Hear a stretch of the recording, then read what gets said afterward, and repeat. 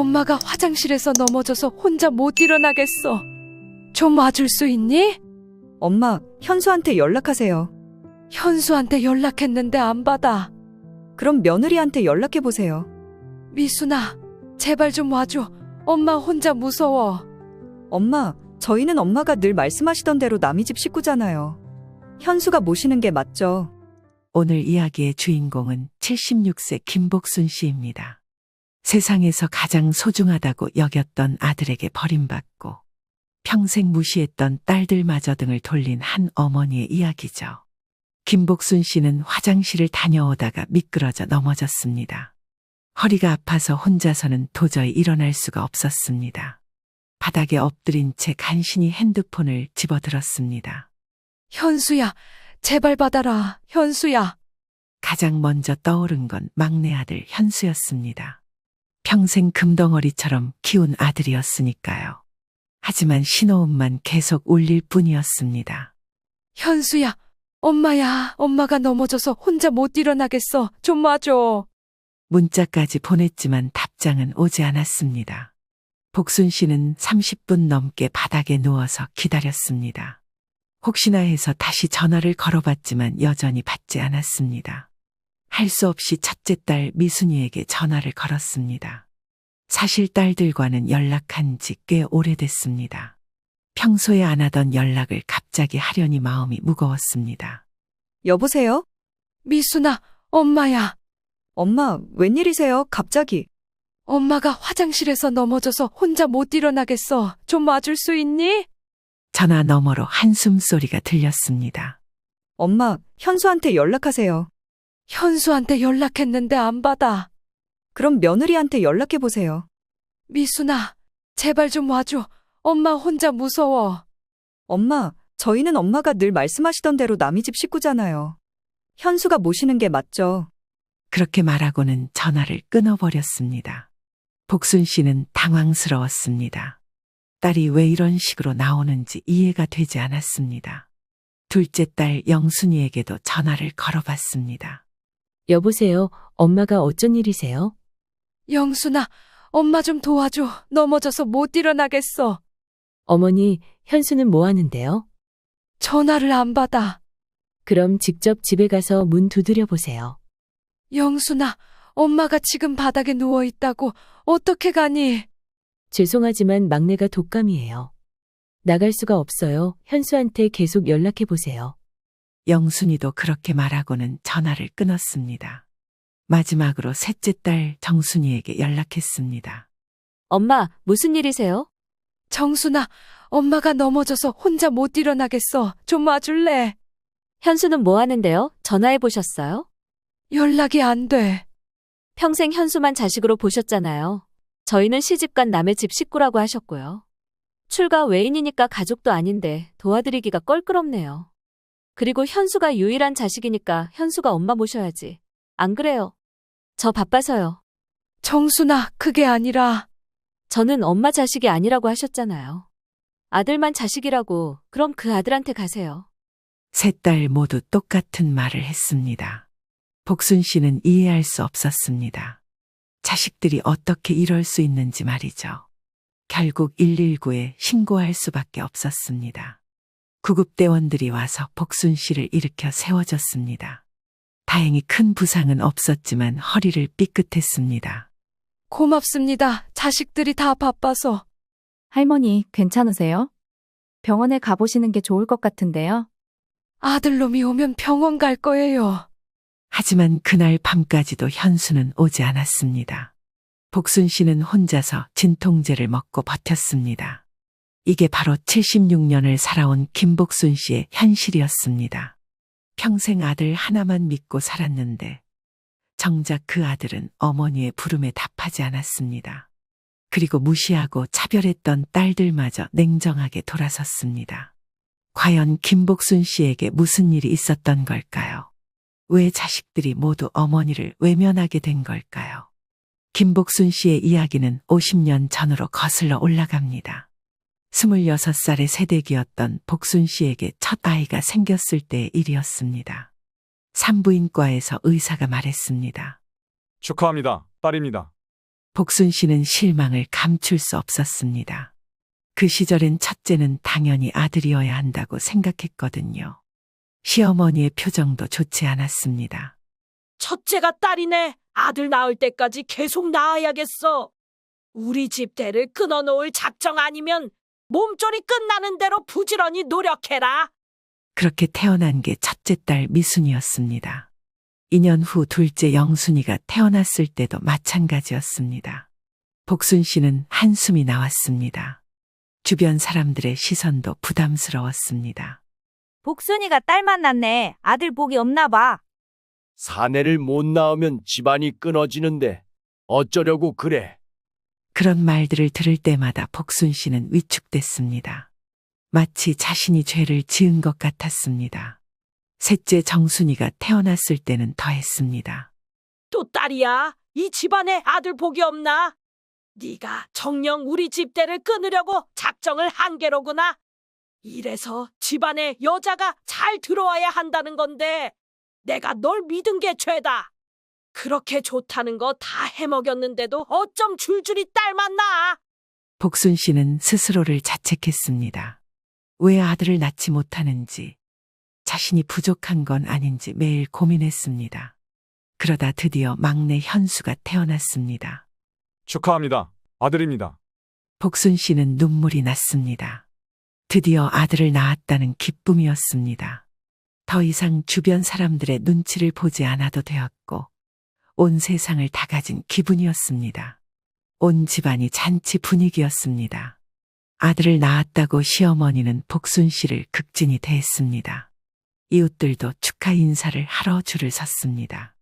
복순 씨는 그때의 기쁨을 평생 잊을 수 없었습니다.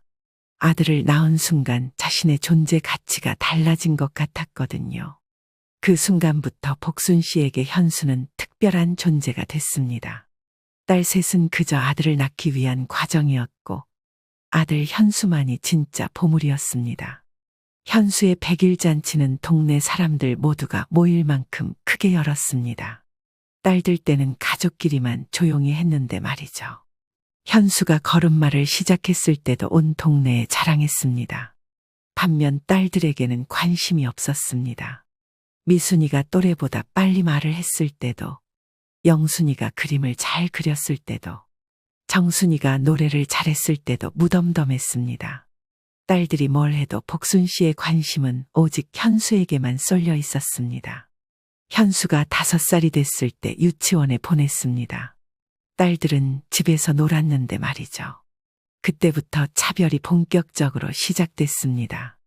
현수만 특별 대우를 받았고 딸들은 뒷전이었습니다. 현수가 7살이 되던 해 복순 씨는 딸들을 불러 모았습니다. 너희들 잘 들어. 현수가 이제 초등학생이 돼. 너희들이 현수 잘 챙겨야 한다. 현수는 남자고 너희들은 여자니까. 나중에 너희들은 시집가면 남의 집 식구가 되는 거야. 그렇게 젊은 시절 복순 씨는 딸들에게 못을 박았습니다. 너희들은 현수와 다르다고, 현수가 더 중요하다고 말이죠. 딸들은 어린 마음에도 서운했지만 어쩔 수 없었습니다. 그게 그 시절의 현실이었거든요. 아들과 딸은 태생부터 다르다고 여겨지던 시대였습니다. 하지만 복순 씨는 그게 당연하다고 생각했습니다. 아들은 집안의 대를 이을 소중한 존재이고 딸들은 언젠가 떠날 임시 거주자라고 여겼던 거죠. 현수가 초등학교에 입학하면서 복순 씨의 차별은 더욱 노골적이었습니다. 집안의 모든 것이 현수 위주로 돌아갔습니다. 아침마다 복순 씨는 현수만을 위한 특별한 식단을 차렸습니다. 비싼 돈을 주고 사 먹어야 했던 우유도 오직 현수의 몫이었죠. 딸들이 한 모금만 마시고 싶다고 떼를 써도 소용이 없었습니다. 학용품이나 옷, 커가면서 필요한 물건을 살 때에도 예외는 아니었습니다.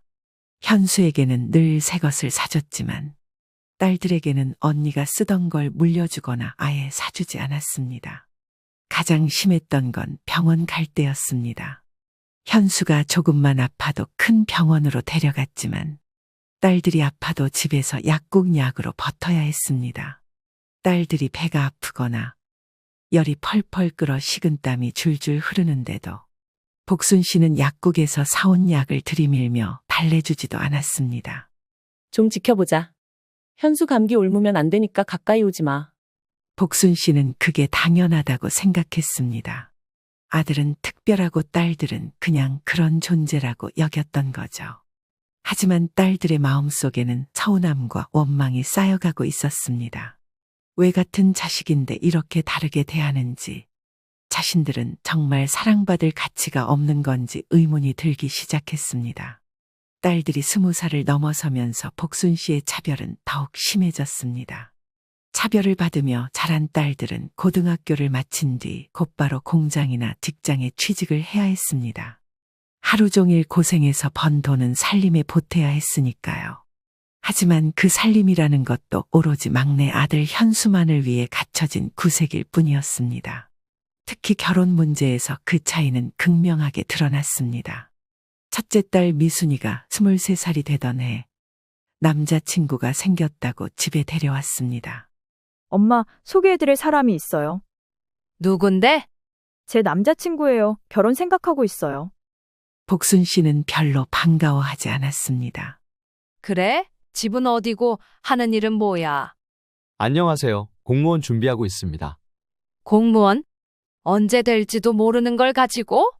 미순아, 네가 벌어서 먹여 살릴 거야? 엄마, 왜 그렇게 말씀하세요? 사람 무한하게. 현실적으로 생각해야지. 돈 없는 남자랑 결혼해서 고생할 거야? 그날 이후 복순 씨는 미순이의 연애를 못마땅해 했습니다. 미순아, 그 남자 그만 만나라. 엄마, 왜요? 공무원 시험 몇 년째 보는 거야? 언제 붙을지도 모르는데. 곧 붙을 거예요. 그동안 너는 어떻게 살 건데? 혼수랑 집은 네가 할 거니? 미순이는 서운했습니다.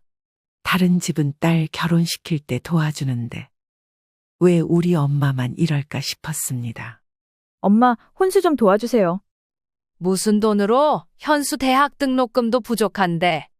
제가 몇 년 동안 벌어서 집에 갖다 드린 돈은 어디 갔어요?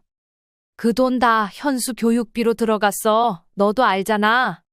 결국 미순이는 혼수도 제대로 못 차리고 전세집도 남자친구 돈으로만 구해서 결혼했습니다. 둘째 딸 영순이가 결혼할 때도 마찬가지였습니다. 엄마, 결혼 준비하는데 도와주세요. 또 돈 달라는 소리야? 시집가는 년이 친정에서 뭘 바래? 다른 집은 딸 결혼시킬 때 도와주던데요. 다른 집은 아들이 없나 보지. 우리는 현수가 있잖아. 현수랑 저랑 뭐가 달라요? 달라도 한참 다르지? 현수는 우리 집안의 대를 이을 아들이고 너는 남의 집 며느리가 될 거잖아. 영순이도 결국 자기 돈으로만 혼수를 차렸습니다. 셋째 딸 정순이 때도 똑같았습니다. 엄마, 저도 결혼하는데 조금만 도와주세요. 시집 갔다가 친정 돈 빌려다 쓰면 시댁에서 뭐라고 하겠어. 차라리 안 주는 게 나아. 엄마, 정말 한 푼도 안 도와주실 거예요? 현수 결혼할 때까지 돈 모아야 해. 아들 결혼이 얼마나 중요한데. 어떻게 끝까지 그렇게 차별을 하세요? 우리는 자식도 아니라 이거예요. 많이 도와달라는 것도 아니고 혼수 준비할 돈만 조금 보태달라는 거잖아요. 지금까지 저희가 돈을 안 드린 것도 아니고 일하면서 갖다 드린 돈만 해도 제법 될 건데. 아니, 이 기집애가 근데 너 엄마한테 따박따박 말 대꾸 할래? 시집 가서도 그 성격 못 죽이면 너 소박 맞고 산다. 됐어요. 괜히 말 꺼냈나 봐요. 그냥 제가 알아서 할게요. 그렇게 딸 셋 모두 친정에 도움 없이 결혼했습니다. 그런데 현수가 결혼한다고 했을 때는 완전히 달랐습니다. 엄마, 저 결혼하려고 해요. 정말? 우리 현수가 드디어 장가 가는구나. 복순 씨는 기뻐서 어쩔 줄 몰랐습니다. 신부가 어떤 애야? 집안은 어때?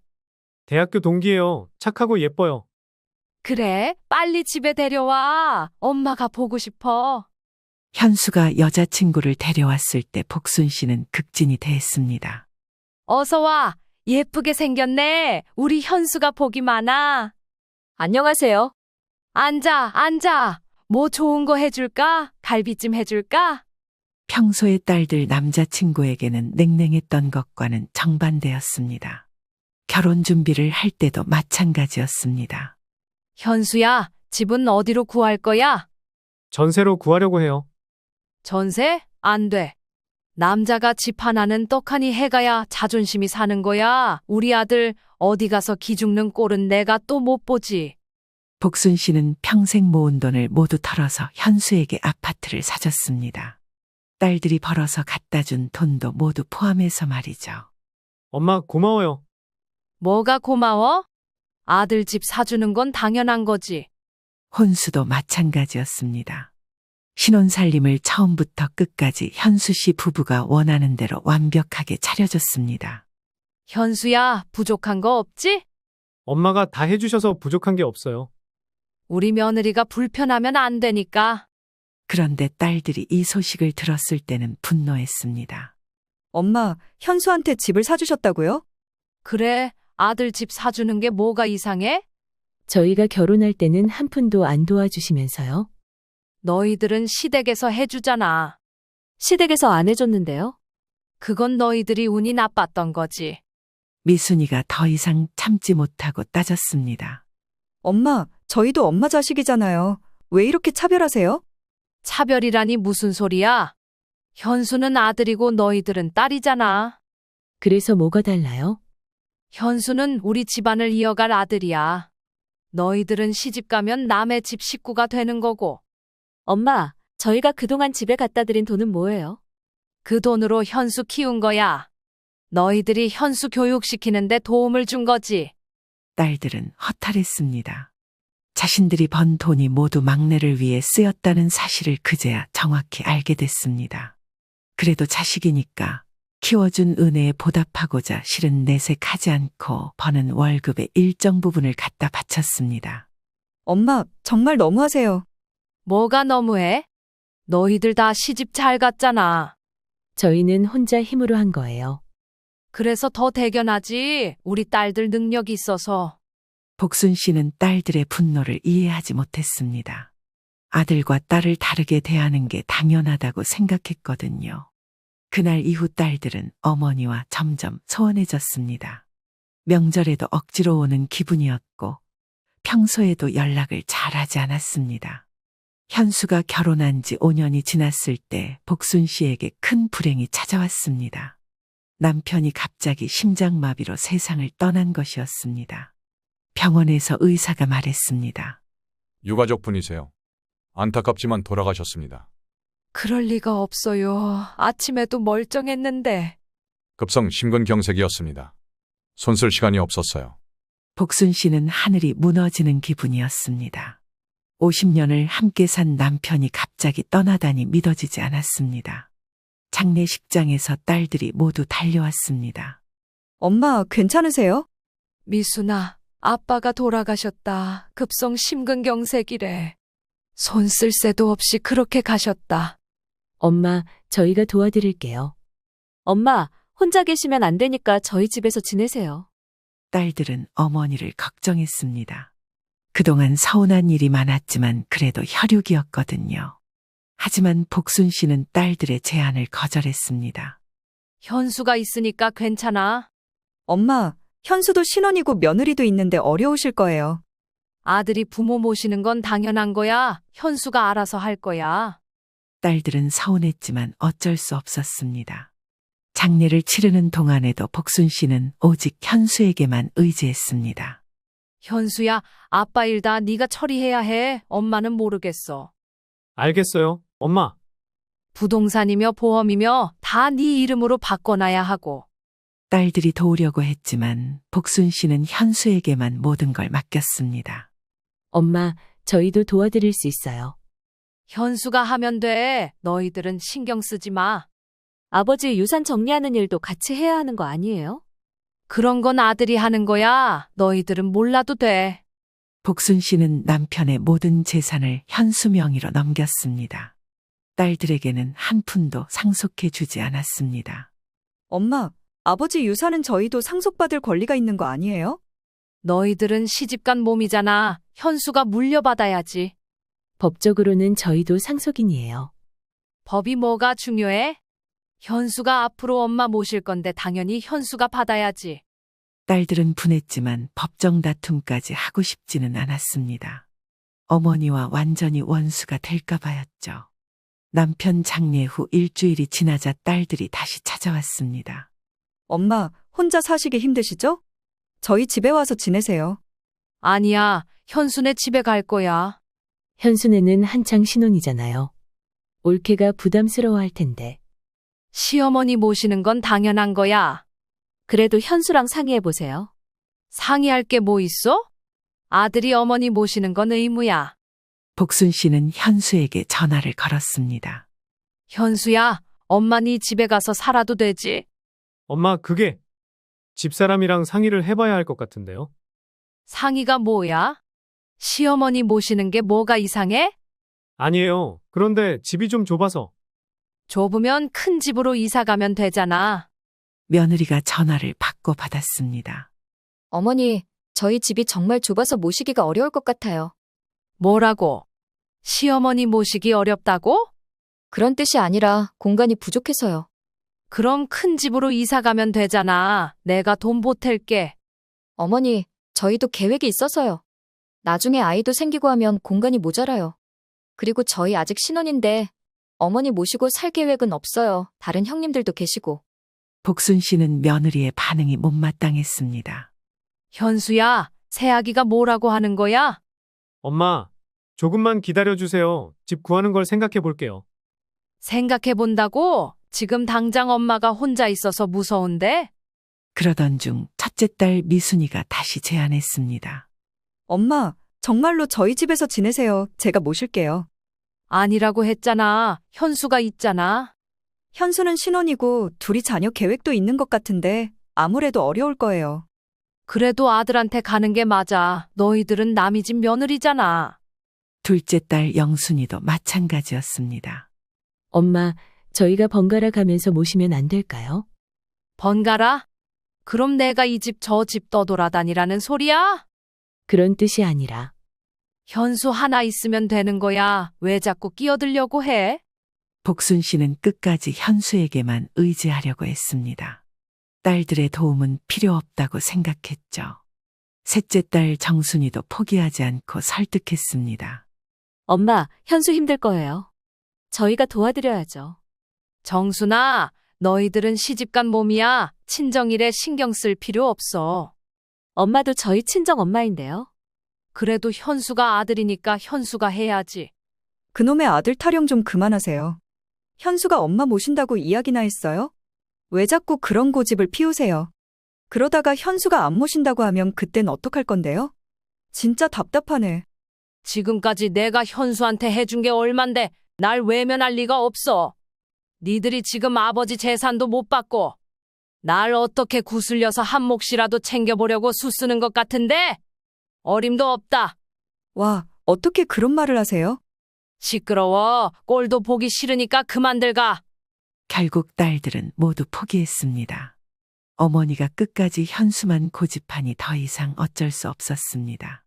하지만 이때부터 딸들의 마음은 완전히 돌아서기 시작했습니다. 아버지가 돌아가신 슬픈 상황에서도 어머니는 오직 아들만 생각하고 있었거든요. 난 엄마를 이해할 수가 없다. 그러고 싶지도 않고 이제는. 정말 엄마한테는 현수밖에 없는 것 같아. 딸들은 자식이 아니라는 거. 옛날 사람이니까 그러려니 이해하고 넘어가려고 했는데 난 포기야. 두 손 두 발 다 들었어. 그러게 아버지 돌아가신 걸로도 슬픈데 엄마까지 이러니까 더 서러워. 이제는 정말 포기해야겠어. 엄마가 현수만 원하시니까. 그렇게 딸들은 하나둘씩 어머니와 거리를 두기 시작했습니다. 남편이 세상을 떠난 지 3개월이 지나도 현수 씨는 복순 씨를 모시러 오지 않았습니다. 계속 집을 구하고 있다며 미루기만 했습니다. 복순 씨는 현수에게 전화를 걸었습니다. 현수야, 엄마 언제 데리러 올 거야? 엄마, 아직 적당한 집을 못 구했어요. 그럼 지금 사는 집에서 같이 살면 되잖아. 엄마, 정말 좁아서 안 돼요. 며느리가 전화를 받고 받았습니다. 어머니, 저희 집은 방에 하나밖에 없어요. 어머니 모실 공간이 없어요. 그럼 거실에서라도 자면 되잖아.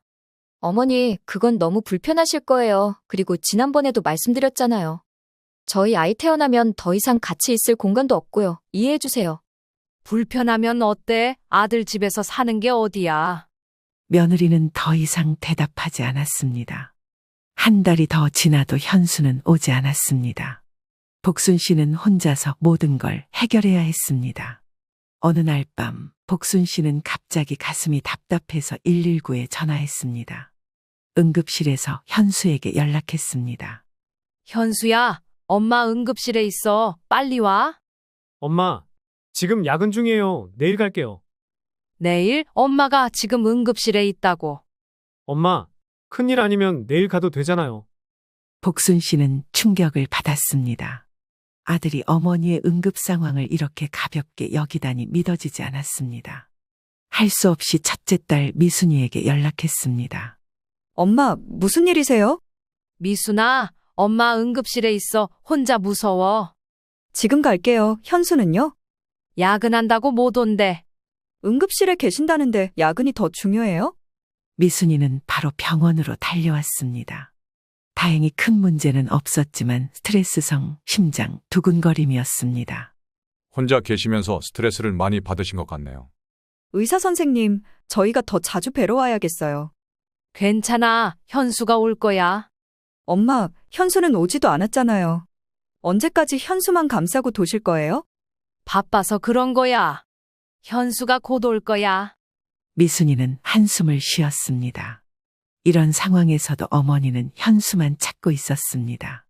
그 후로도 몇 달이 더 지났지만 현수는 여전히 오지 않았습니다. 오히려 연락도 점점 뜸해졌습니다. 추석이 다가왔을 때 복순 씨는 당연히 현수네 집에서 보낼 생각이었습니다. 현수야, 추석에 어디서 차례 지낼 거야? 엄마, 올해는 와이프 친정에서 보내기로 했어요. 뭐라고? 친정에서? 엄마, 장인어른이 많이 편찮으셔서요. 그럼 엄마는 혼자 차례 지내라는 거야? 엄마, 누나들이랑 지내세요. 복순 씨는 기가 막혔습니다. 평생 현수만 챙겼는데 정작 명절에는 친정으로 간다는 게 믿어지지 않았습니다. 할 수 없이 딸들에게 연락했습니다. 미순아, 추석에 엄마 어디서 보내지? 엄마, 현수네 안 가세요? 며느리 친정 간다고 하네. 엄마, 저희 집에 오세요. 아니야, 현수한테 다시 얘기해 볼게. 복순 씨는 끝까지 현수를 포기하지 않았습니다. 현수야, 엄마 혼자 추석을 어떻게 보내니? 엄마, 죄송해요. 내년에는 엄마랑 보낼게요. 내년? 올해는 엄마 어떻게 하라고? 누나들이랑 지내시면 되잖아요. 누나들은 남의 집 식구야. 너는 아들이잖아. 엄마, 그런 식으로 말씀하시면 곤란해요. 현수는 짜증을 내며 전화를 끊었습니다. 결국 복순 씨는 추석을 혼자 보내야 했습니다. 딸들이 찾아와서 차례상을 차려주겠다고 했지만 복순 씨는 거절했습니다. 괜찮아. 현수가 올 거야. 하지만 현수는 끝내 오지 않았습니다. 그해 겨울 복순 씨는 감기에 걸려 일주일 동안 혼자 앓았습니다. 현수에게 연락했지만 병원 가세요라는 말만 들었습니다. 엄마, 감기로 죽지는 않으니까 약 먹고 쉬세요. 현수야, 엄마 혼자 무서워. 엄마, 저도 바빠요. 감기는 저절로 낫는 거예요. 복순 씨는 그때 처음으로 의심이 들기 시작했습니다. 혹시 현수가 자신을 귀찮아하는 게 아닐까 하고 말이죠. 설날에도 마찬가지였습니다.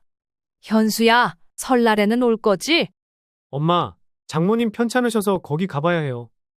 또 작년 추석에도 친정 갔잖아. 돌아가면서 아프다니? 왜 말씀을 그렇게 하세요?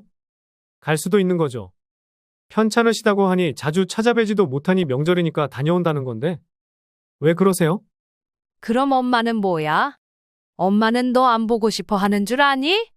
엄마, 누나들이 있잖아요. 복순 씨는 더 이상 참을 수 없었습니다. 현수야, 엄마가 평생 누구를 위해 살았는지 알아? 엄마, 그런 식으로 말씀하시면 부담스러워요. 부담스럽다고? 내가 부담스럽다고? 엄마, 저도 제 생활이 있어요. 와이프도 있고 언제까지 엄마만 바라보면서 살 순 없잖아요. 요즘 세상이 어떤 세상인데 옛날 생각을 하고 계시는 거예요. 아내가 중요해? 내가 중요해? 엄마, 왜 그렇게 비교를 하세요? 제가 틀린 말 한 것도 아니고 엄마가 이해를 좀 해주시면 안 되는 거예요? 지난번에 계속 지배기 하셨을 때도 제가 얼마나 눈치 본 줄 아세요? 요즘 누가 시부모 모시고 살아요. 누나들도 있는데 왜 꼭 저한테만 그러시는지 모르겠어요. 그날 이후 현수는 아예 전화를 받지 않기 시작했습니다. 복순 씨가 문자를 보내도 답장도 없었습니다. 복순 씨는 그제야 깨달았습니다. 그토록 아끼던 아들이 자신을 피하고 있다는 것을요. 평생 현수만 믿고 살았는데 정작 현수는 어머니를 짐으로 여기고 있다는 것을 말이죠. 하지만 그럼에도 불구하고 복순 씨는 현수를 포기할 수 없었습니다. 딸들이 아무리 도우려고 해도 현수가 있으니까 괜찮다며 거절했습니다. 그렇게 복순 씨는 점점 더 고립되어 갔습니다. 아들은 피하고 딸들은 포기하고 혼자만 남겨진 채로 말이죠. 복순 씨가 혼자 생활한 지 1년이 지나면서 몸이 많이 약해졌습니다. 혈압도 오르고 당뇨도 생겼습니다. 병원에 갈 때마다 혼자 가는 게 힘들었습니다. 어느 날 복순 씨는 계단에서 발을 헛디뎌 넘어졌습니다. 다리를 다쳐서 걷기 어려웠지만 그래도 현수에게 먼저 연락했습니다. 왜 전화를 안 받지? 현수 씨의 전화는 꺼져 있었습니다. 문자를 보내도 답이 없었습니다. 몇 시간을 기다린 후에야 할 수 없이 딸들에게 연락했습니다. 미순아, 엄마 다쳤는데 병원에 좀 데려다 줘. 엄마, 지금 갈게요.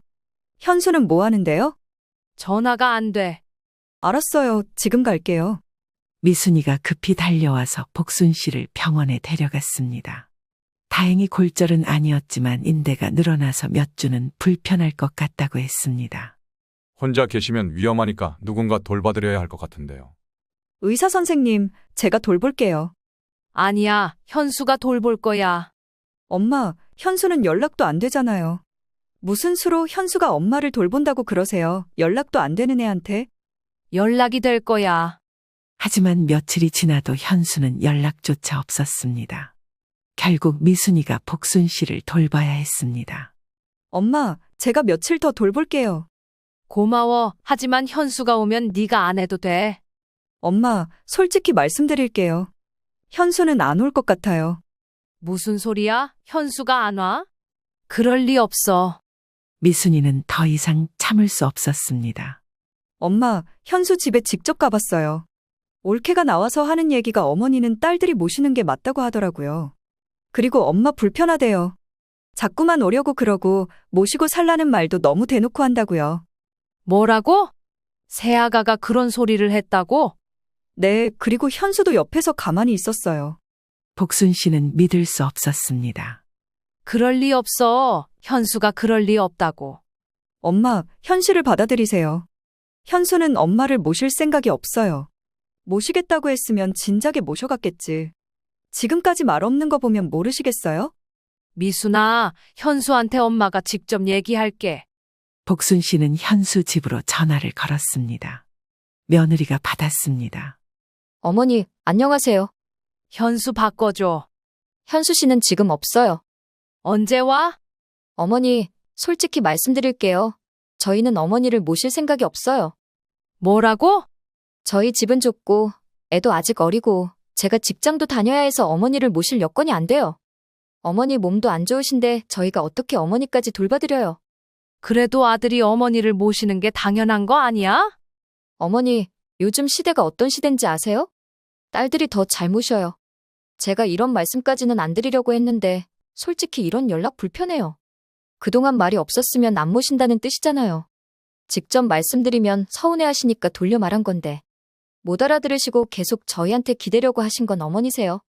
현수는 뭐라고 해? 현수 씨도 같은 생각이에요. 누나들이 더 세심하게 모실 수 있을 거라고요.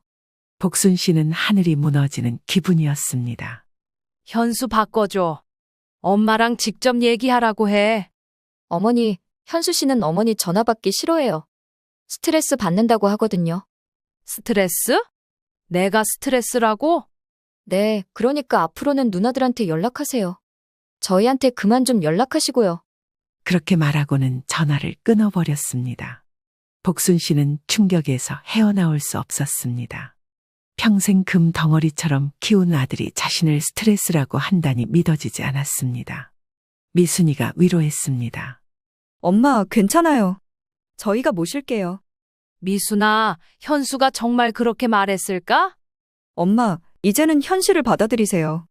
하지만 복순 씨는 여전히 현수를 포기할 수 없었습니다. 며칠 후 다시 전화를 걸었습니다.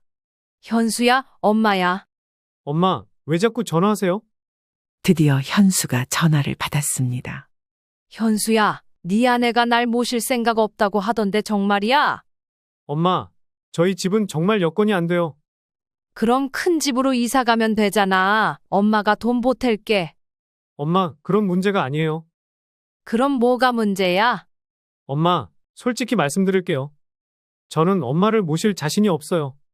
복순 씨는 귀를 의심했습니다. 뭐라고? 너 지금 뭐라고 했니? 엄마는 까다롭고 간섭도 심하시고 저희 부부에게 스트레스예요. 현수야, 엄마가 평생 너만 보고 살았는데 어떻게 그런 말을 해? 엄마, 그게 제가 원한 게 아니잖아요. 엄마가 혼자 그렇게 하신 거지. 엄마가 혼자 했다고? 네가 원하지 않았다고? 엄마, 누나들도 있잖아요. 저만 자식이 아니라고요. 누나들이 모시겠다고 하면 그리로 가세요. 엄마 모시고 사는 게 의무는 아니에요. 다 엄마 욕심이지. 이 사람이랑 이혼하는 꼴 보고 싶으시면 계속 그러시던가요. 복순 씨는 그 순간 50년간 쌓아온 모든 것이 무너지는 걸 느꼈습니다. 현수야, 엄마가 널 어떻게 키웠는데 이럴 수 있니? 엄마, 과거 얘기는 그만하세요. 이제 각자 살아야죠. 각자 살아? 혈육이 각자 살아? 엄마, 저도 제 가정이 있어요. 더 이상 부담 주지 마세요. 그리고는 전화를 끊어버렸습니다. 복순 씨는 그 자리에 주저앉았습니다. 평생을 바쳐 키운 아들이 자신을 부담이라고 했습니다. 50년 동안 현수만 보고 살아온 인생이 한순간에 무너져 내렸습니다. 그때 둘째 딸 영순이가 찾아왔습니다. 엄마 괜찮으세요? 영순아, 현수가 나를 부담이라고 해. 엄마, 이제야 현실을 보시는군요. 영순아, 그럼 너라도 엄마 좀 도와줘. 그런데 영순이의 대답은 뜻밖이었습니다. 엄마, 저희는 엄마가 늘 말씀하시던 대로 남의 집 식구잖아요. 현수한테 가세요. 영순이의 차가운 말에 복순 씨는 망연자실했습니다. 딸들마저 자신을 외면하는 현실을 받아들이기 어려웠습니다. 엄마, 평생 저희를 남의 집 식구라고 하셨잖아요. 그럼 진짜 남처럼 지내자고요. 지금까지 많이 참아왔어요. 엄마 아프다고 했을 때 큰언니가 매번 병원 모시고 간 거, 솔직히 저 그럴 때마다 반대했어요. 영순아, 그게 아니야. 엄마가 그런 뜻으로 한 말이 아니었어. 네가 무슨 오해를 하고 있는 것 같은데. 오해요? 어떤 뜻이었어요? 저희는 어릴 때부터 들어왔어요. 시집 가면 남의 집 식구라고 현수한테 늘 좋은 것만 해주시고, 저희는 아프던 뭘 하던 뒷전일 때 서운해도 내색 한번 안 했어요. 엄마가 하도 그러셔서 진짜 이게 맞는 건가 보다 하고 아무 생각이 없었던 거지. 근데 저도 결혼하고 가정을 가져보니 알겠더라고요. 세상에 엄마 같은 사람만 있는 건 아니에요. 그러니 엄마가 내뱉은 말은 책임을 지세요. 저흰 자식도 아니고 가족도 아니고 남이에요. 복순 씨는 할 말이 없었습니다. 그래도 혈육은 혈육이잖아.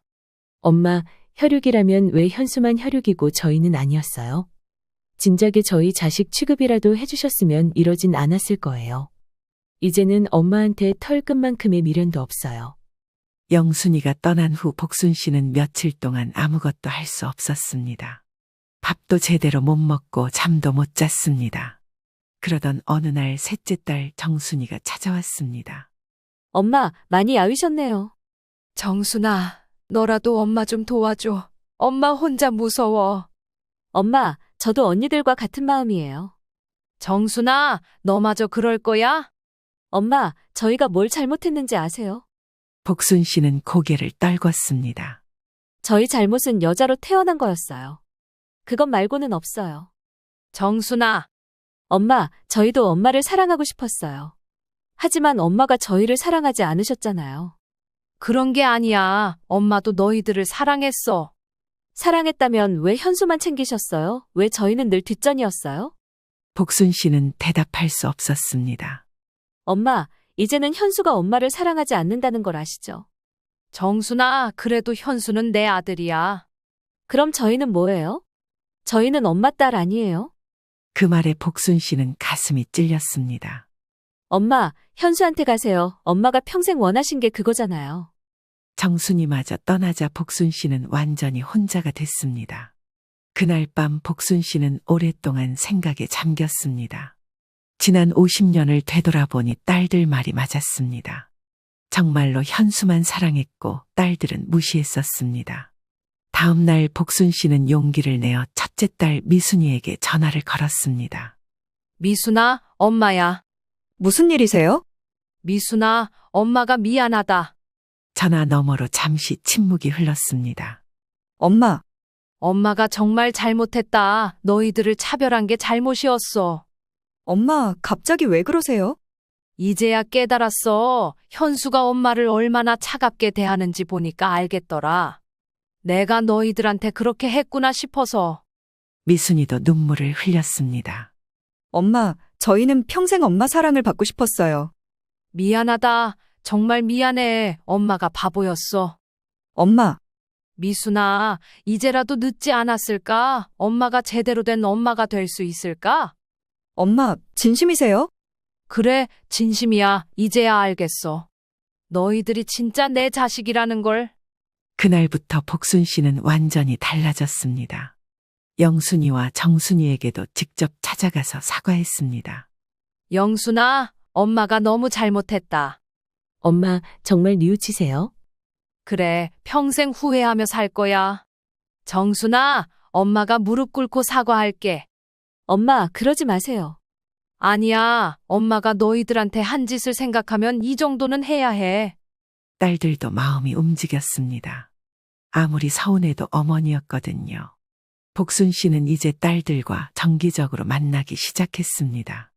손주들에게도 관심을 보이고 선물도 해줬습니다. 엄마, 오늘 민지 생일이에요. 정말? 케이크 사줄게. 예전에는 현수 손자만 챙겼는데 이제는 딸들 아이들도 똑같이 대했습니다. 몇 달 후 복순 씨가 입원하게 됐을 때 딸들이 번갈아가며 간병을 해줬습니다. 따님들이 정말 효성스럽네요. 그래요, 제가 복이 많아요. 아드님은 안 오세요? 아들은 바빠서 못 와요. 복순 씨는 더 이상 현수를 원망하지 않았습니다. 그동안 자신이 했던 일을 생각하면 현수를 탓할 자격이 없었거든요. 엄마, 현수한테 연락해 볼까요? 아니야, 현수는 현수대로 살게 놔둬.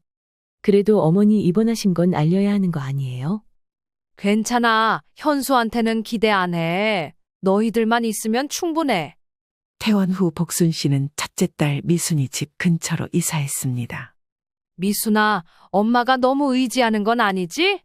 아니에요. 엄마, 가까이 계시니까 좋아요. 고마워. 너희들 없었으면 엄마 어떻게 살았을까? 엄마, 저희도 엄마 가까이 계시니까 안심이 돼요. 복순 씨는 그때 깨달았습니다. 진짜 가족은 혈연이 아니라 마음이라는 것을. 그리고 부모의 사랑은 차별이 아니라 평등해야 한다는 것을 말이죠. 아들만 믿고 살았던 76년의 인생, 이제야 복순 씨는 진짜 행복을 찾았습니다. 뒤늦었지만 딸들과 함께하는 시간이 가장 소중했습니다. 평생 아들 편애로 딸들을 차별했던 김복순 씨의 이야기였습니다. 늦었지만 진짜 가족의 의미를 깨달을 수 있어서 다행이었습니다. 우리 집을 담보로 대출을 미쳤어? 그걸 왜 어머니 마음대로 정하냐고. 집 주인인 내가 버젓이 살아있는데 무슨 권리로 대출을 알아보셔. 잠깐만이래. 생활비도 필요하고 급한 일도 좀 있어서. 생활비? 형님은 뭐해? 큰아들은 다 뭐하고? 나한테 효부 노릇 강요하지 마. 상황이 안 좋으면 그 상황에 맞게 살아갈 생각을 해야지. 어떻게 내 등골까지 뽑아 먹으려고 해? 안녕하세요. 저는 64살 정선희입니다. 80 넘은 시어머니가 갑자기 우리 집 초인종을 눌렀던 그날, 제 인생도 방향을 바꾸게 될 줄은 몰랐습니다. 오늘 이야기 끝까지 들어주시고, 만약 여러분이라면 어떻게 하실지 아래 댓글에 의견을 나누어 주세요. 토요일 아침이었습니다. 평소처럼 늦잠이라도 자려고 했는데 초인종 소리가 연달아 울렸습니다. 누구세요? 문을 열자 80평생을 등 따숩고 배불리만 살아온 듯한 시어머니가 서 있었습니다. 손에는 꽤나 무거워 보이는 장바구니를 들고 말입니다. 선이야, 시장 좀 갔다 오는 길인데 잠깐 들렀어? 주말 아침 사전 연락도 없이 찾아온 시어머니. 익숙한 듯 무례한 그 모습에 숨을 꾹 눌렀습니다. 아, 네, 어서 들어오세요. 집 안으로 들어온 시어머니는 신발을 벗자마자 냉장고 문을 열었습니다. 반찬거리 좀 사왔어. 같이 좀 해먹자. 억지로 웃으며 대답했습니다. 그럼 잠깐만 기다리세요. 저 씻고 나올게요. 샤워기를 틀면서도 뭔가 불안했습니다. 시어머니는 평소에도 즉흥적인 방문을 일삼았지만 오늘은 뭔가 느낌이 달랐습니다. 바람 앞에 등불처럼 불안한 직감이 들었죠. 씻고 나와 보니 시어머니는 벌써 주방 여기저기를 휘젓고 있었습니다. 그리고 대뜸 꺼낸 말. 선이야, 방 하나 비워놓으면 안 되겠니? 순간 심장이 철렁 내려앉았습니다. 방이요? 왜요, 어머님? 집이 좀 시끄러워져서 조용히 좀 살고 싶어서. 애둘러 말했지만 그것은 이 집에서 눌러 살겠다는 명백한 신호였습니다. 마침 남편도 외출해서 돌아왔습니다. 어머니 오셨어요? 어색하게 웃으며 슬쩍 제 눈치를 살폈습니다. 그 표정을 보는 순간 모든 조각이 맞춰졌습니다. 이 사람들 이미 다 짜고 있었구나. 조심스레 소파에 앉은 시어머니는 손등을 어루만지며 말을 이어갔습니다. 아휴, 80 넘으니 사람 취급도 못 받아. 큰 놈네 집은 복잡거려서 도저히 못 있겠고. 큰놈, 즉 아주버님 부부 얘기였습니다. 형님 댁에 계셨던 거 아니었어요? 거긴 복잡거려서 몸이 아파. 난 조용한 데서 쉬어야 해. 또 몸 아프다는 소리. 시어머니는 불편한 상황을 핑계대는데 익숙한 분이셨습니다. 그리고 그 말 뒤엔 어김없이 너희 집에서 살게 해달라는 요구가 따라붙었습니다. 어머님, 잠깐만요. 저희도 아직 둘이 사는 게 버거워요. 저도 일 다니고 있잖아요. 나는 밥 좀 하고 청소 좀 하면서 도울게. 그리고 있잖니. 시어머니가 잠깐 뜸을 들였습니다. 내가 돈이 조금 급한데 니네 집 담보로 대출 좀 받으면 안 되겠니? 숨이 막히는 것 같았습니다. 뭐라고요, 어머님? 너희도 힘든 거 아니까 나중에 내가 갚을게. 잠깐이야, 잠깐. 여보, 일단 들어봐. 어머니가 워낙 급한 사정이 있대. 옆에 있던 남편도 거들었습니다. 당신도 알잖아. 우리 집 아직 대출 갚고 있는 거. 그래도 이건 좀 아니잖아. 우리 사정 뻔한 거 아시면서 이러면 안 되는 거지. 당신도 나한테 미리 언급도 없었고 말이야. 이 집이 어떤 집인데? 이 집은 제 월급으로 마련한 집이었습니다. 남편은 결혼 후 내내 가정보다 시집에 돈을 퍼부었고 저는 그 틈바구니에서 아들 하나 건사하며 살아야 했습니다. 그런데 이제는 제 집까지 넘보겠다는 심보를 그냥 둘 순 없었습니다. 정말 말이 안 되는 일이었습니다. 주방 식탁에 앉아 시어머니가 연신 손등을 쓸어내리며 읊조렸습니다. 내가 살아온 세월이 억울해서 그래. 80 평생 남한테 손 벌려본 적 없는데. 그 말을 듣는 순간 참았던 것이 끊어질 듯 했습니다. 이를 악물고 아무런 대답을 하지 않았습니다. 그리고는 그날 밤 남편과 조용히 대화를 시도했습니다. 여보, 이건 아니야. 우리 인생도 좀 생각해야지.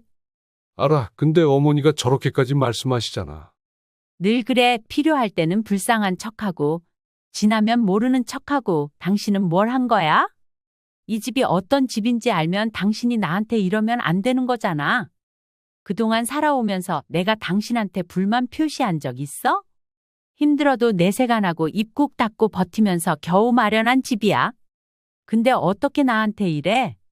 그래도 우리 어머니야 마냥 외면할 수 없는 노릇이라고. 당신은 그러겠지? 하지만 난 이건 별개의 문제라고 생각해. 내가 내일 아주버님한테 연락해 볼 테니까 그런 줄 알아. 그 우리 어머니야라는 말. 30년 동안 들으며 나는 얼마나 많은 걸 포기했는지 남편은 모를 것입니다. 나는 다시는 내 인생을 포기할 생각이 없었습니다. 시어머니는 다음 날까지 집에 머물렀습니다. 그리고 자연스럽게 작은 방에 짐을 풀었습니다. 소파에 앉아 발을 뻗고 있는 모습을 보니 이 집을 당연히 자기 집처럼 여기고 있는 것 같았습니다. 서서히 분노가 치밀어 올랐습니다. 저는 아침 식사를 마무리한 뒤 아주버님께 연락을 드렸습니다. 재수 씨가 이 시간에 어쩐 일이에요? 우리 엄마 그 집에 가셨다면서요? 어떻게 거기서 사시겠대? 아주버님, 죄송한데 저 어머니 못 모셔요. 갑자기 이런 상황도 당황스럽고요. 그동안 어머니가 저한테 어떻게 하셨는지 아시잖아요. 저는 이 집에서 어머니 못 모셔요. 자식 집에서 살겠다고 나간 사람을 내가 무슨 수로 잡아요? 재수 씨도 아니 상훈이도 엄마 모실 자격 있잖아. 이왕 모시고 사는 거 효도한다 생각해요. 그럼 무책임한 말이 어딨어요? 저는 어머니 못 모신다고 분명히 말씀드렸어요. 이 집, 제 명의로 된 제 집이에요. 이혼을 하던 집을 팔아버리던 할 거니까 어머니 모시고 가세요. 거참 되게 빡빡하게 구네. 일단 끊어봐요. 나 바쁘니까. 아주버님은 더 이상 잔소리를 듣기 싫다는 듯 전화를 끊어버렸습니다. 저는 전화를 끊고 허탈한 마음보다는 어이가 없었습니다. 그래도 당분간 상황을 지켜봐야겠다 싶어 한 발자국 물러서기로 했습니다. 제가 별다른 말이 없자 시어머니는 작은 방에 짐을 풀어놓은 채 아무렇지 않게 우리 집에 머물기 시작했습니다. 문제는 그 다음이었습니다. 며칠 후 평소보다 늦게 퇴근한 저를 기다리고 있던 남편이 어색하게 말을 꺼냈습니다. 선이야, 우리 집 서류 있지? 무슨 서류? 집 등기부등본 말이야. 그걸 왜 찾아? 남편은 얼버무리듯 웃으며 말했습니다. 어머니가 필요하대. 담보로 대출 좀 알아보려고. 그 말을 듣는 순간 피가 거꾸로 솟는 기분이었습니다. 우리 집을 담보로 대출을 미쳤어? 그걸 왜 어머니 마음대로 정하냐고. 집 주인인 내가 버젓이 살아있는데 무슨 권리로 대출을 알아보셔. 잠깐만이래. 생활비도 필요하고 급한 일도 좀 있어서. 생활비? 형님은 뭐해? 큰아들은 다 뭐하고? 나한테 효부 노릇 강요하지 마. 상황이 안 좋으면 그 상황에 맞게 살아갈 생각을 해야지. 어떻게 내 등골까지 뽑아 먹으려고 해? 멀쩡한 자식이 둘이나 있는데 내가 왜 그래야 하냐고. 난 절대 동의 못해. 혹여나 대출 알아보신다고 해고 내 동의 없인 대출 못 받아. 남편은 눈을 피하며 말을 흐렸습니다. 형도 사정이 있대. 사정이란 말. 늘 약한 쪽에게 책임을 넘길 때 쓰이는 변명 같은 말이었습니다. 나는 그 길로 작은 방에 있는 시어머니를 찾았습니다. 어머님, 담보 대출 이야기 들었어요. 대체 무슨 일이에요? 시어머니는 아무렇지 않게 손을 내저었습니다. 아이고야, 뭘 그렇게 심각하게 생각해? 잠깐 좀 쓰자는 거지. 어머님, 저희 집도 아직 대출 남았어요. 여유 있는 집 아니에요?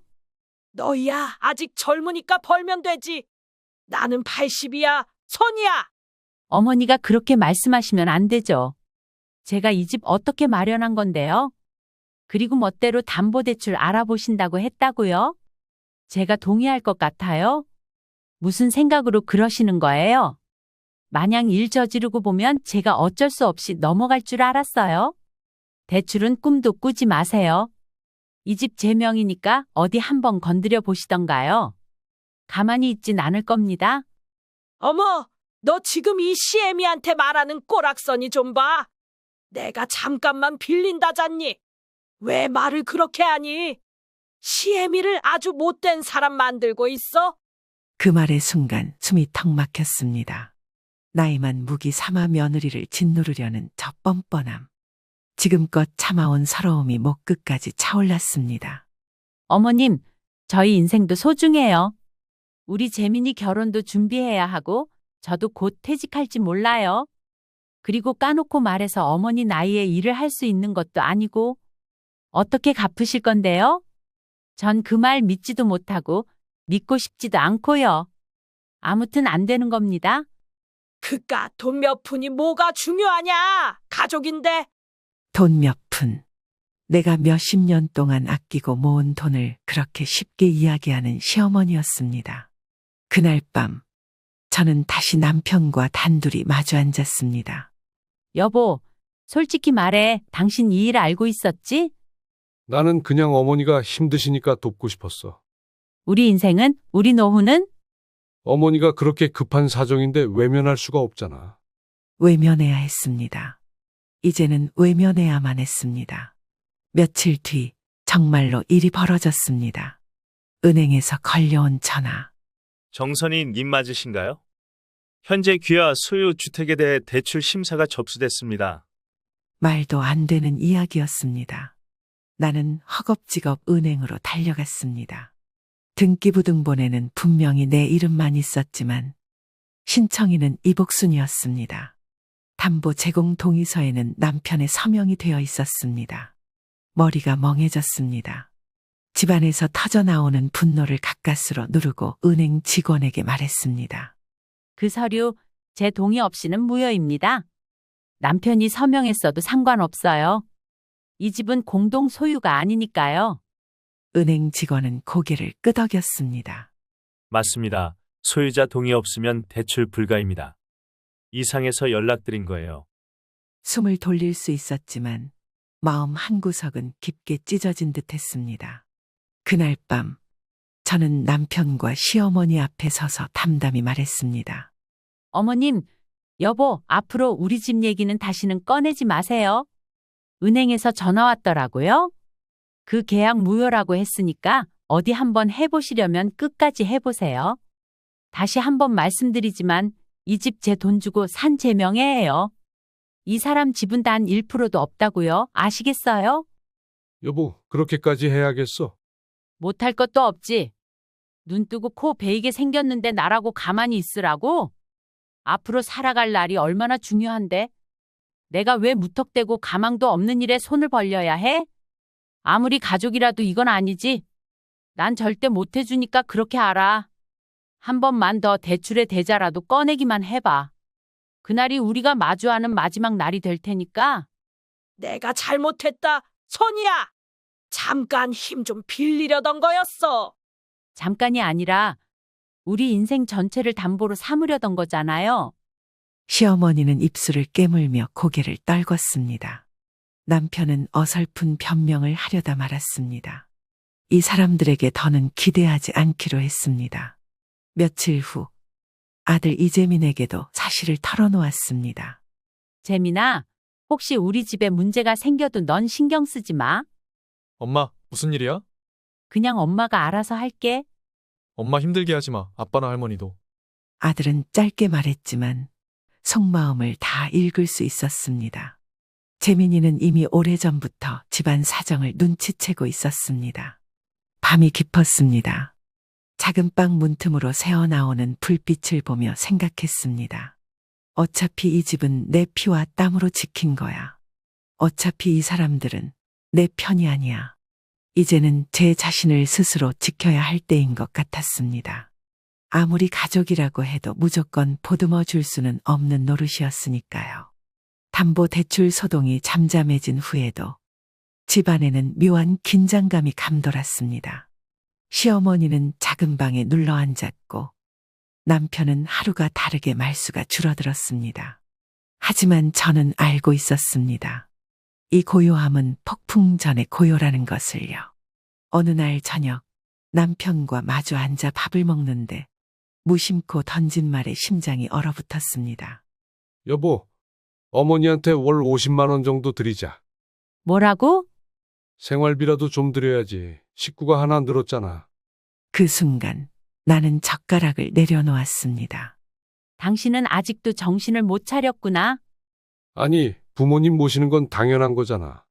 우리 집에서 살면서 우리 집 담보로 대출까지 시도해놓고 생활비까지 요구하는 게 당연해? 식구가 늘었으면 여기 들어와서 사는 사람이 오히려 생활비를 보태야 하는 거 아니야? 집안일은 누가 하는데? 그거 누가 알아줘?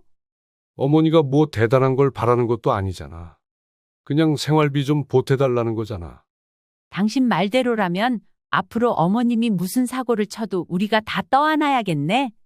그건 또 왜 그렇게 몰아가? 몰아가는 게 아니었습니다. 그냥 현실을 직시하는 말이었습니다. 그날 밤 남편이 샤워를 하러 간 사이 그의 서랍장을 열어보았습니다.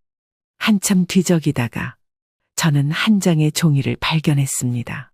그것은 부모 부양 서약서였습니다. 본인은 부모 이복순을 생계, 주거, 의료에 있어 최우선적으로 부양할 것을 서약합니다. 서명란에는 남편 이상훈의 이름이 적혀 있었습니다. 순간 손이 부들부들 떨렸습니다. 이 사람은 가족을 책임질 준비는커녕 부모를 위해서라면 배우자와 자식까지 희생시킬 준비가 되어 있었던 것입니다. 샤워를 마친 남편이 거실로 나왔습니다. 이 서약서 뭐야? 그건 옛날에 어머니가 부탁해서 쓴 거야. 언제? 결혼하기 전에. 결혼 전에? 말문이 막혔습니다.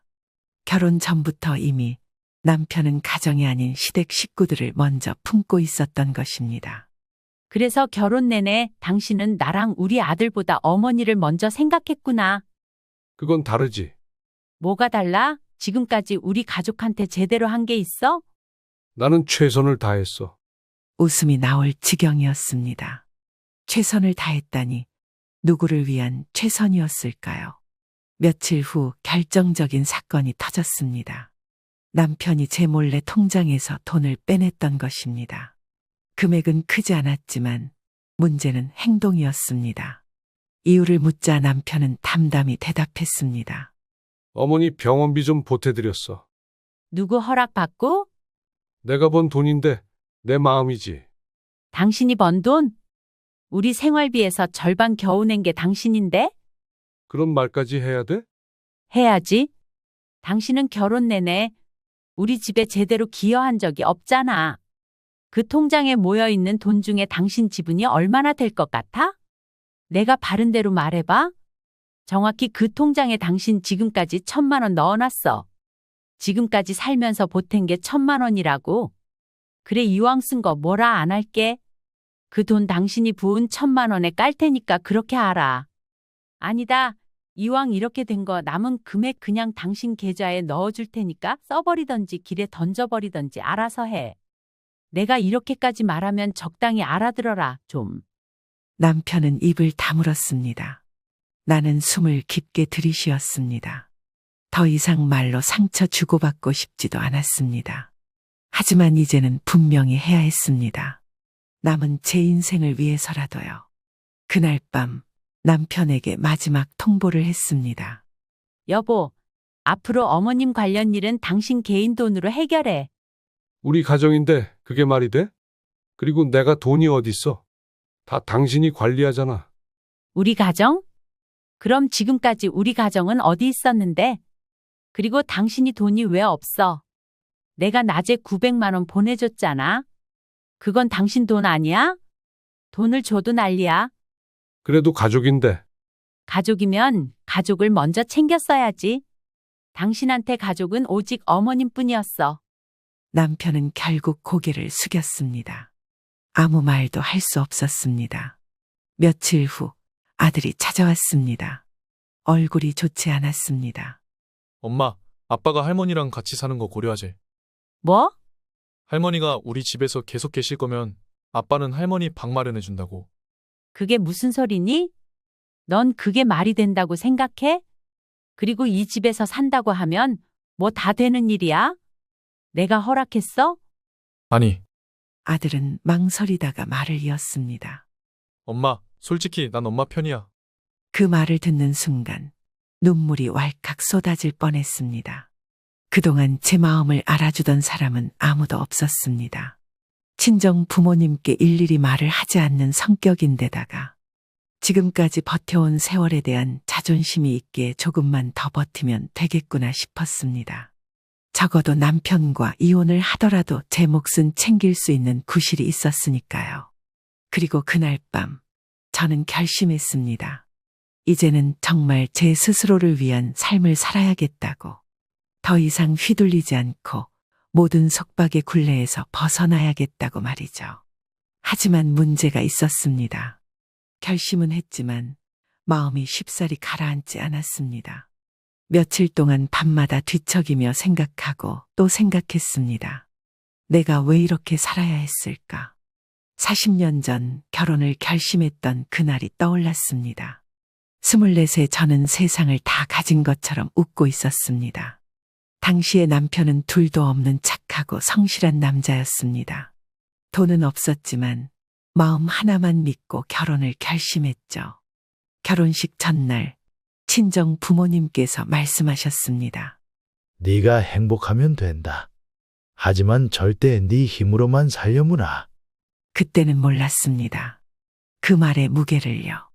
신혼 초 작은 전셋집에서 시작한 우리 부부의 삶은 생각보다 팍팍했습니다. 남편은 돈을 벌어도 번 돈을 거의 시집에 보냈습니다. 어머니가 생활비가 부족하시대. 그 한마디에 매달 월급 절반이 시어머니 통장으로 빠져나갔습니다. 처음에는 이해했습니다.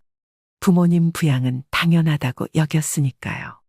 하지만 세월이 흐를수록 현실은 달랐습니다. 생활비가 부족해 장을 볼 때마다 망설였습니다. 아들은 대학교 입학금도 적금 깨서 마련해야 했습니다. 한 번은 친정에 다녀오던 길, 어머니가 조심스럽게 물으셨습니다. 넌 괜찮니? 힘들진 않고? 네, 괜찮아요. 잘 살아요. 거짓말이었습니다. 하루하루 허덕였고 가끔은 숨쉬기도 버거웠습니다. 하지만 친정 부모님께 걱정 끼치고 싶지 않았습니다. 남편은 시어머니에게 한없이 따뜻했습니다. 어머니, 뭐 필요한 거 있어요? 말만 하세요. 하지만 가족, 특히 저와 아들에게는 늘 무심했습니다. 기념일은 있기 일쑤였고 가족 여행 한 번 제대로 가본 적도 없었습니다. 아들은 어린 시절부터 아버지에게 서운함을 품고 컸습니다. 아빠는 할머니만 좋아해. 아이가 토라질 때마다 저는 다독이며 말했습니다. 그래도 아빠는 우리 가족이야. 하지만 점점 아들도 마음의 거리를 두기 시작했습니다. 그렇게 살아온 세월 30년. 저는 허리띠를 졸라매며 모았습니다. 남편이 가져다 주는 돈은 얼마 되지 않았지만 야금야금 저축했습니다. 아이가 유치원, 학교에 다니기 시작한 뒤부터는 조금씩 남는 시간을 이용해 아르바이트도 했습니다. 공장에 취직해 주간 근무를 해보기도 했고, 점심시간에 식당에서 설거지하는 일을 해보기도 했죠. 그렇게 모은 돈으로 아들 대학 보내고 결국 우리 집도 마련했습니다. 하지만 지금 시어머니의 행동으로 이런 몹쓸 상황이 돼버리고 말았습니다. 남편은 내게 상의 한마디 없이 도장을 찍으려 했습니다. 어느 날 시어머니가 무심하게 던진 말이 마음을 후벼 팠습니다. 선이야, 그래도 네 덕에 우리 아들 편하게 산다. 네가 아끼고 아낀 덕분에 상훈이도 어깨 펴고 살잖아. 순간 울컥했습니다. 내가 아끼고 아낀 건 남편만을 위해서가 아니라 우리 가족을 위해서였습니다. 남편이 시집에 퍼부은 돈을 메꾸느라 제 삶을 쥐어짜야 했습니다. 그런데 그 모든 수고를 남편을 위한 것으로 치부하다니 참담했습니다. 그날 밤 남편에게 말했습니다. 여보, 나 이제 못 참겠어. 뭘 그렇게까지 생각해? 30년 동안 참고 살았어. 더는 못해. 당신이 나한테 이러면 안 되는 거야. 그동안 우리 나 몰라라 한 거 다 이해하고 넘어간다고 쳐? 그런데 아무리 생각해도 이건 아닌 것 같아? 그래도 가족인데. 당신한테 가족은 누구야? 나야, 어머님이야? 남편은 대답하지 못했습니다. 답을 알고 있었기 때문입니다. 며칠 후 시어머니가 또 집을 어지럽혔습니다. 이번엔 집 계약서를 찾아보겠다고 난리를 쳤습니다. 내가 좀 알아볼게. 좋은 조건으로 대출 받을 수도 있어. 어머님, 그만하세요. 왜 그렇게 쪼잔하니? 가족끼리 뭘 그깟 돈 몇 푼 대출 받는다고? 쪼잔?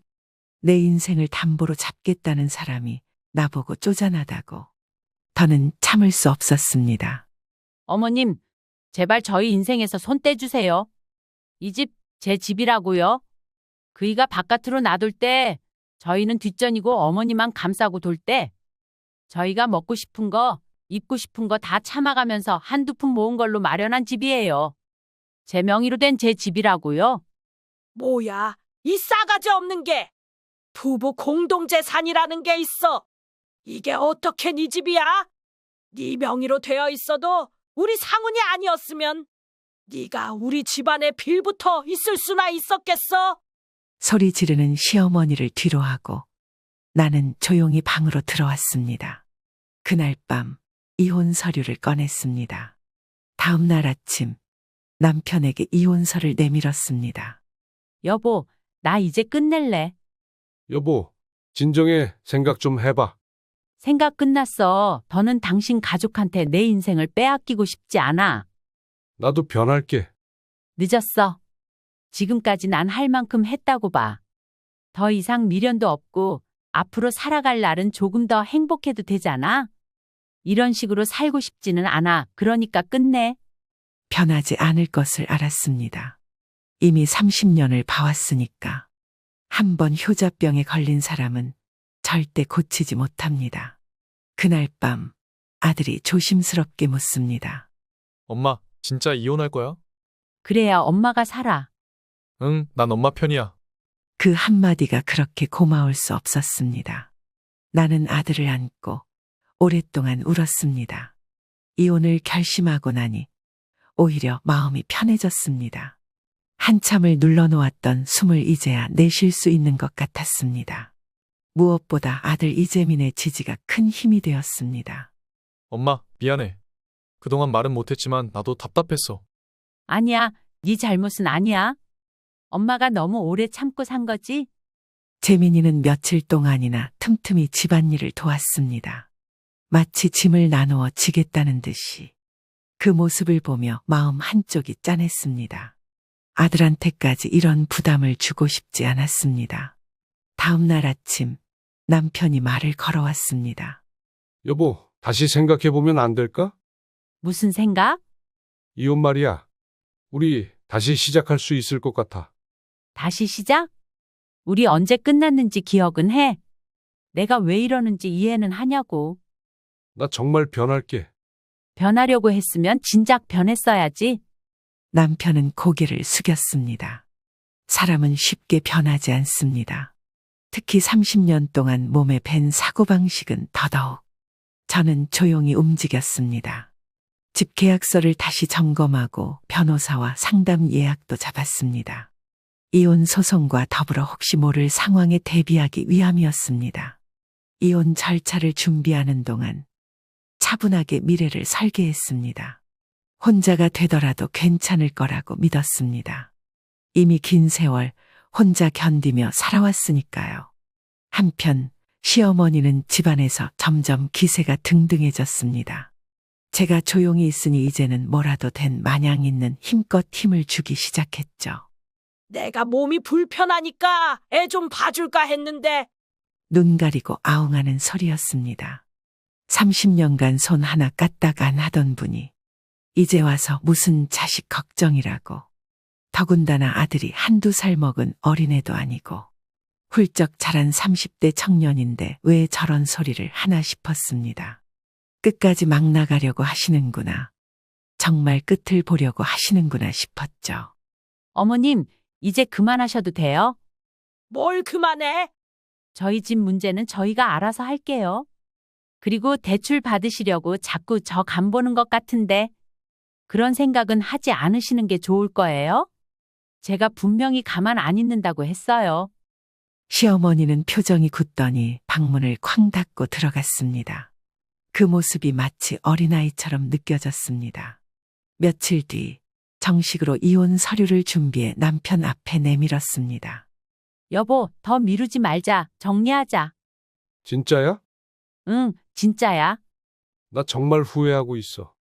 그런 말 이제 소용없어. 남편은 두 손으로 얼굴을 감쌌습니다. 하지만 나는 더 이상 흔들리지 않았습니다. 내 인생, 이제는 내가 지켜야 했습니다. 변호사 사무실에 방문한 날, 상담을 마치고 나오는 길에 하늘을 올려다봤습니다. 유난히 맑은 하늘이었습니다. 그 순간 깨달았습니다. 나는 지금 진짜로 내 인생을 찾으러 가고 있다는 걸. 집으로 돌아오자마자 필요한 서류를 하나씩 정리했습니다. 오래전부터 준비해두었던 재정관리표도 다시 펼쳤습니다. 늘 미래를 대비해 조금씩 모아두었던 돈. 그게 이렇게 든든한 힘이 되어줄 줄은 몰랐습니다. 아들은 방에서 나와 조심스럽게 물었습니다. 엄마, 나중에 따로 살 거야? 응, 그래야지. 나도 엄마랑 같이 살까? 괜찮아, 재민아. 넌 네 삶을 살아. 엄마, 나 혼자 살아도 돼. 근데 엄마 혼자 외롭지 않게 하고 싶어. 아들은 어느새 훌쩍 커버렸습니다. 마음이 찡했습니다. 그래, 우리 서로 도와가면서 살자. 그날 밤 남편이 거실에 나와 무겁게 말했습니다. 그래도 마지막으로 한 번만 기회를 주면 안 될까? 당신한테 필요한 건 기회가 아니라 책임이야. 내가 정말 다 바꿔볼게. 그걸 30년 동안 못했잖아. 그땐 몰랐어. 이제 알았어도 늦었어. 냉정하게 들릴지 몰라도 그것이 진심이었습니다. 다시 돌아갈 마음은 없었습니다. 며칠 후 남편은 결국 이혼을 받아들이겠다고 말했습니다. 미안하다, 여보. 미안하단 말 이제 필요 없어. 이제 아무 사이도 아니니까 신경 쓰지 말고 살자. 그러고 싶었잖아. 나는 미련도 없고 다 잊어버릴 테니까 당신도 마음 편히 잘 살아봐. 그 말과 함께 저는 40년의 속박에서 한 걸음 벗어났습니다. 그리고 다시 계획을 세웠습니다. 하고 싶은 것들이 너무나 많았습니다. 그동안은 가정이라는 이름 아래 포기해야 했던 것들. 이제는 누구 눈치도 보지 않고 진짜 나로 살아야 했습니다. 마지막으로 나는 나 자신과 약속했습니다. 다시는 내 삶을 남에게 맡기지 않겠다. 다시는 나를 희생시키지 않겠다. 이혼 서류가 접수되고 남편이 마지못해 이혼에 동의한 이후 저는 조금씩 숨통이 트이는 걸 느꼈습니다. 하지만 세상은 그렇게 쉽게 나를 놔주지 않았습니다. 어느 주말 아침 시어머니가 집으로 들이닥쳤습니다. 누구 맘대로 이혼이야? 이게 집안 망신시키려고 아주 작정을 했지. 그깟 돈이 뭐 대수라고 이혼까지 해. 내 아들 우스운 꼴 만드니까 좋냐? 어머니는 계속 재탄만 하시네요. 제가 왜 이렇게까지 하는지 아직도 이해 안 되시죠? 그냥 앞으로도 평생 이해하지 마세요. 어머니는 딱 그 정도니까요. 이게 아주 노망이라도 낫나? 지금이 어느 시대인데 시어머니 면전에 대고 그런 말을 해? 어머니야말로 노망나신 거 아니에요? 저 한다면 하는 사람인 거 아시죠? 앞으로 여기 한 번만 더 찾아오시면 주거 침입으로 신고하고 접근 금지시킬 겁니다. 시어머니는 얼굴이 새빨개졌습니다. 하지만 저는 더 이상 두려워하지 않았습니다. 시어머니는 악다구니를 퍼부으며 집을 나섰습니다. 나중에 후회할 거다. 천벌받을 거야. 어머님 건강하세요? 저는 웃으며 인사했습니다. 진짜로 속이 후련했습니다. 남편까지 짐을 싸들고 나갔고 사용하건 크고 작은 물건들도 모두 시어머니가 살고 있는 집으로 보내버리자 집이 비어 보였습니다. 하지만 허전한 느낌 따위는 들지 않았습니다. 이제야 비로소 저와 아들 단 둘만의 공간이 된 것 같았죠. 거실 한가운데 서서 나는 깊게 숨을 들이쉬었습니다. 맑은 공기가 가득했습니다. 아들이 웃으며 말했습니다. 엄마, 드디어 우리 집이 됐네. 그러게. 이제 진짜 행복해지자. 그래, 진짜 행복해지자. 그날 저녁 재민이와 오랜만에 테이블에 앉아 함께 밥을 먹었습니다. 서로 눈치를 보지 않고 소소한 일상 얘기를 나누는 것조차 새삼스러웠습니다. 엄마, 이제 뭐 하고 싶어? 글쎄, 일단은 여행부터 가보고 싶어. 좋아, 같이 가자. 웃음이 피어났습니다. 내 인생에서 이렇게 가볍고 따뜻한 순간이 오리라곤 한때 꿈도 꾸지 못했습니다. 며칠 뒤 나는 작은 수첩을 꺼내 계획을 세우기 시작했습니다. 하고 싶은 일들이 넘쳐났습니다. 주말이 되자 아들과 함께 가구를 정리했습니다. 남편의 흔적이 남아있던 낡은 옷장, 시어머니가 가져다 놓은 촌스러운 커튼들을 치우고 새로 산 커튼과 소파 커버를 달았습니다. 와, 엄마 진짜 새집 같아. 우리 둘이 꾸민 거잖아. 맞아, 앞으로 더 예쁘게 꾸미자.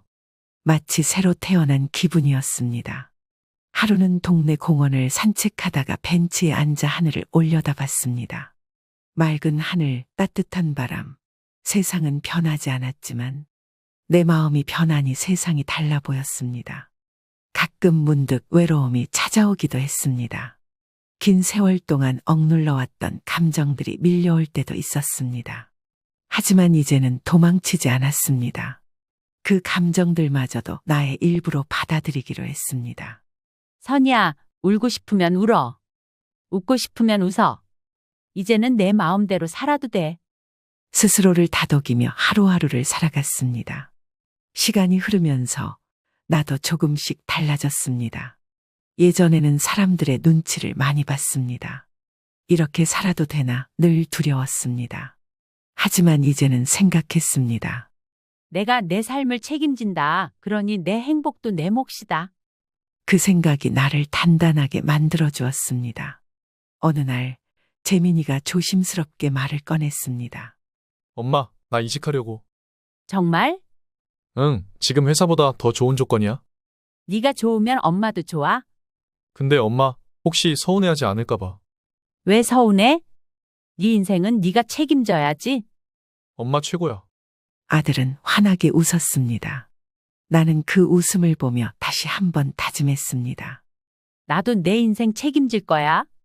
작지만 확실한 행복을 찾아 나선 나의 두 번째 봄은 그렇게 시작되고 있었습니다. 따뜻한 봄바람이 불던 어느 날 나는 친정으로 가기로 결심했습니다. 오랜만에 걸려오는 전화를 받고도 나중에만 되뇌던 지난 시간들이 떠올랐습니다. 아버지의 목소리가 귓가를 맴돌았습니다. 언제 한번 놀러 오너라, 선이야. 네, 아버지 꼭 갈게요. 그리고는 한 번도 제대로 가지 못했습니다. 늘 무언가에 쫓기듯 살아야 했으니까요. 친정 집 앞에 섰을 때 나는 괜히 긴장이 되었습니다. 문을 열고 들어서니 작은 정원이 눈에 들어왔습니다. 화분 속 꽃들이 고개를 내밀고 있었습니다. 그 모습을 보니 가슴이 뭉클했습니다. 어머니가 부엌에서 고개를 들며 반겼습니다. 어머, 선이 왔니? 네, 엄마. 짧은 인사였지만 그 안에 수많은 감정이 오갔습니다. 식탁에 앉자마자 어머니는 따뜻한 밥상을 차려주었습니다. 소박했지만 눈물 나게 고마운 밥상이었습니다. 나는 젓가락을 들다 말고 입술을 깨물었습니다. 엄마, 미안해요. 뭐가 미안하니? 그동안 제대로 찾아오지도 못하고. 바쁘게 산 것도 다 이유가 있었겠지.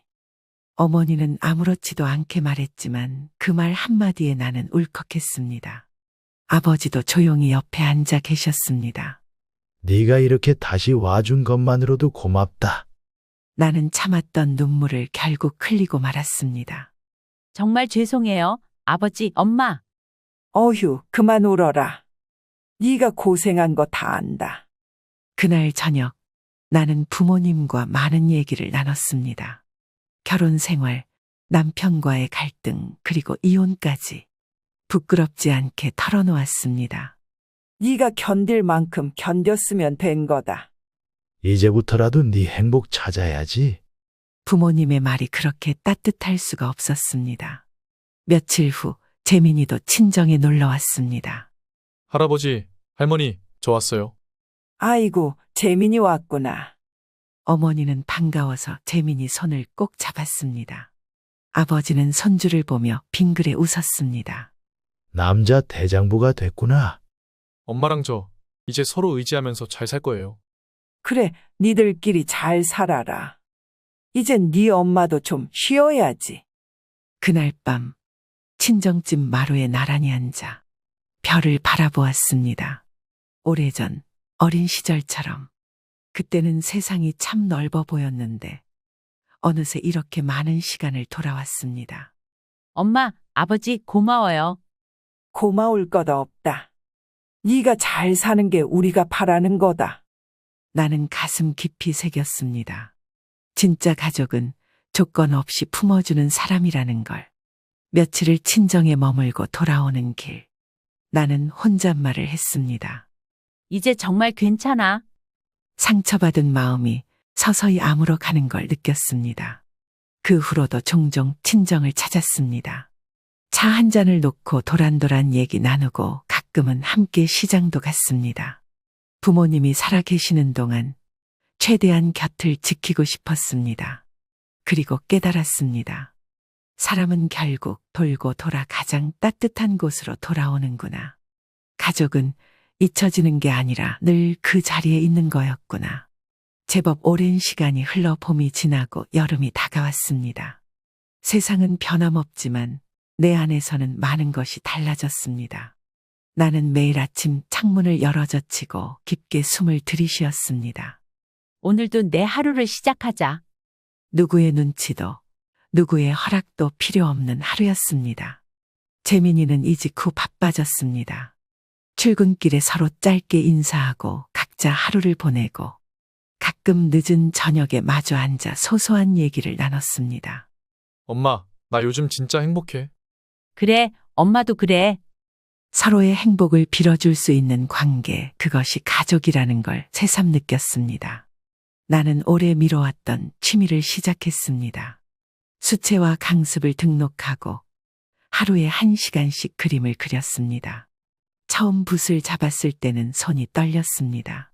하지만 곧 어린 시절 미술 시간처럼 설레는 마음이 다시 살아났습니다. 나도 아직 꿈꿀 수 있구나. 또 작은 자격증 공부도 시작했습니다. 사회복지사 2급. 언젠가 누군가를 돕는 일을 하고 싶다는 꿈이 가슴 한켠에 남아 있었습니다. 공부하는 동안 가끔 힘들 때도 있었지만 포기하지 않았습니다. 늦은 게 아니라 지금이 내 시간인 거야. 스스로를 격려하며 한 걸음 한 걸음 내딛었습니다. 가끔 외로움이 찾아오는 날도 있었습니다.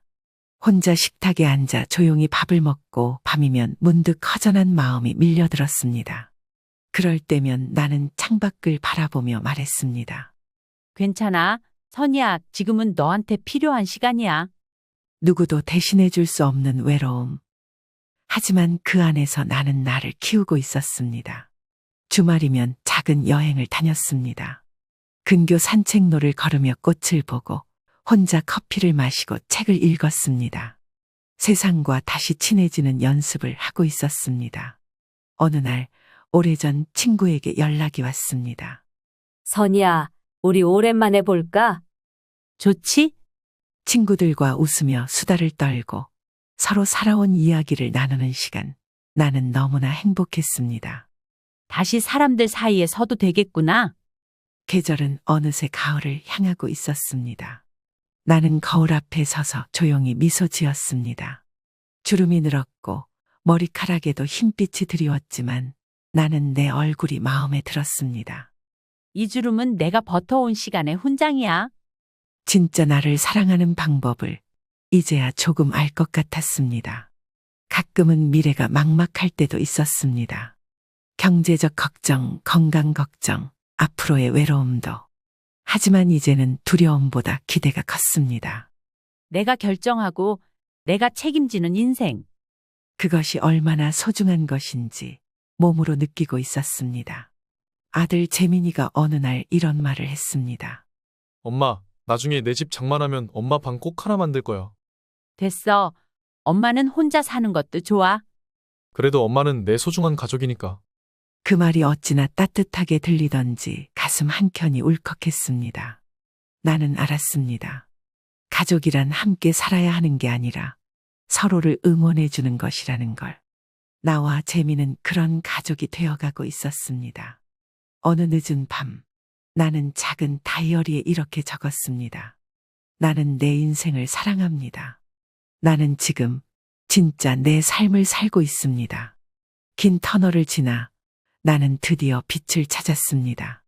그 빛은 남이 만들어준 것이 아니라 나 스스로 켜낸 빛이었습니다. 그리고 그 빛을 따라 나는 앞으로도 꿋꿋이 걸어갈 것입니다. 시청자 여러분, 오늘 이야기 어떠셨나요? 여러분들의 생각과 경험을 아래 댓글에 공유해 주세요.